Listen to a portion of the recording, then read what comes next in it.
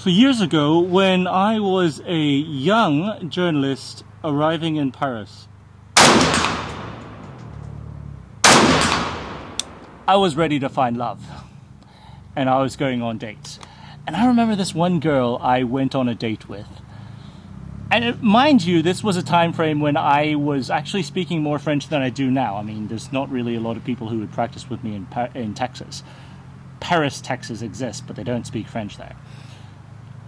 And I met up with this girl for a date this one time, and I was excited. She was a pretty girl. So first thing I said as we sat down was, "Je suis très excité ce soir." And I did that little eyebrow bump too. I thought I was cool back then. What I didn't know is that in French, I most certainly said, "I'm very excited this evening," but "je suis très excité," it has a specific connotation to it for this excitement. A sexual excitement.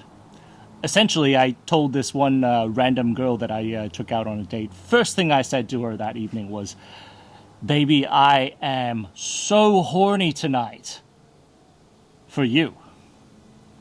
Needless to say, that date didn't work out. But if she were the one, she would have taken that as a joke. So it's for the better.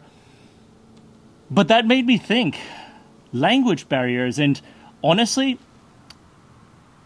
being able to speak somebody's language is a superpower. It's a reason why I've loved learning languages. But as I've grown up, I've started to think that languages, they go beyond the idea of I'm speaking French to French people, or someone speaking Chinese to me to better understand my culture.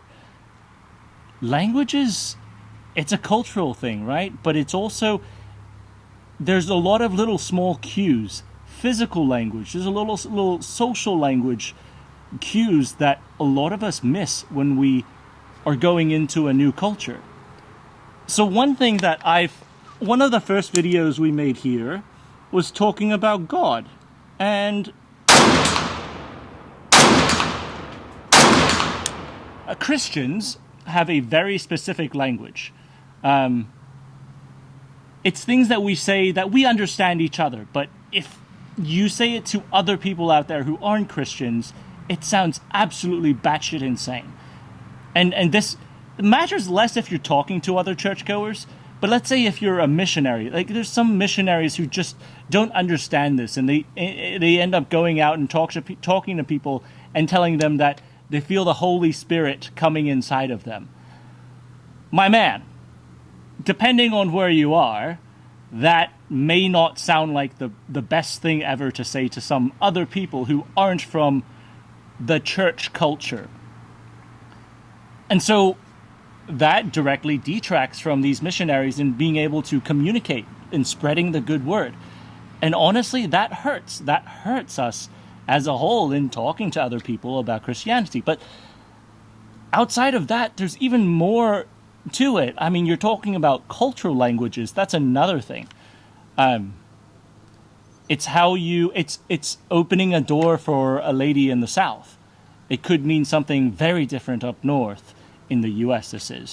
It's splitting the bill in Germany may be a norm for going on dates, but splitting a bill here in the States is actually, you'd be seen as a lesser male.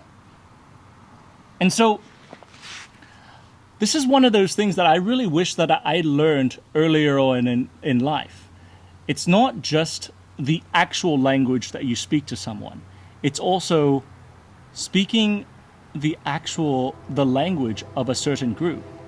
Another one that I wish I learned way earlier in my marriage is also how to talk to women.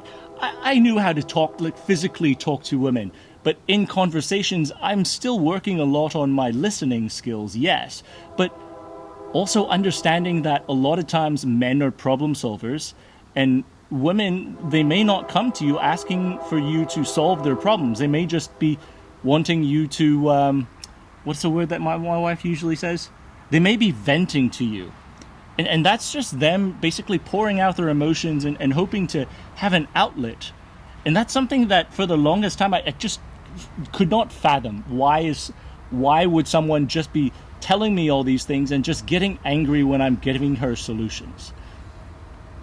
Until I started to try to listen and understand that this is the social language for women. They like to share their emotions that way. And so as I progress in life, if I were to go back in time and be able to talk to myself, outside of the physical language that you share with a group of people, the actual English per se, there's also some other cues that it would behoove you, that's a word you would use in the military language, to try to learn and listen and figure out before you open your mouth. And in a way, you're learning the language of who you're talking to. That's a big thing as we bring up the military side. There's a huge military culture. Cursing is a part of the military language, like it or not. You just curse. That's how you communicate. It does not mean that you have a poor vocabulary. Well, it does, but it also doesn't. It's a part of being able to accept. There are NCOs who will not trust you if you're too straight of an arrow and you don't curse. But translate that to the civilian world. You may have some HR complaints going your way, or even not even there, just in the interview process.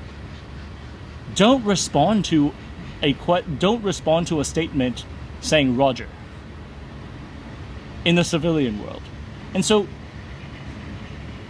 if I were to go back in time and I were to re-examine what I were doing outside of the actual languages, I would have spent way more time learning the social language of people around me.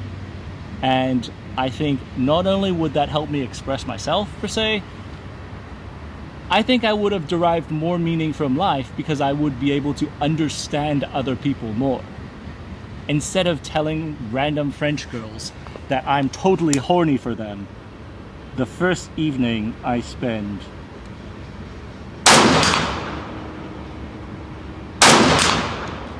hoping to develop a meaningful relationship. What do you think? I would be really curious on what you guys think as far as languages and social languages. If you guys have any stories, leave a comment. Speaking of that, Swiss rifle, speak 4 languages there, plus 1, English is the 5th unofficial language. So very appropriate for this video to use a multilingual produced rifle.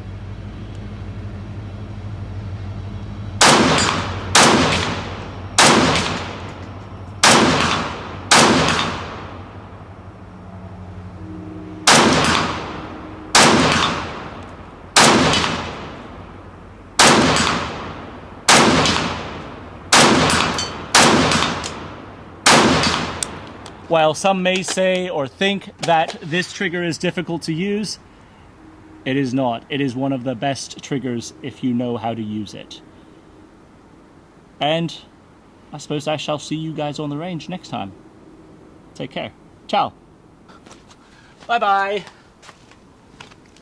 I hope I'm not what we say in Chinese, 雞同鴨講, the chicken speaking to the duck. This is why I like Swiss rifles. 20 rounds on target, open sights as fast as I could squeeze that trigger.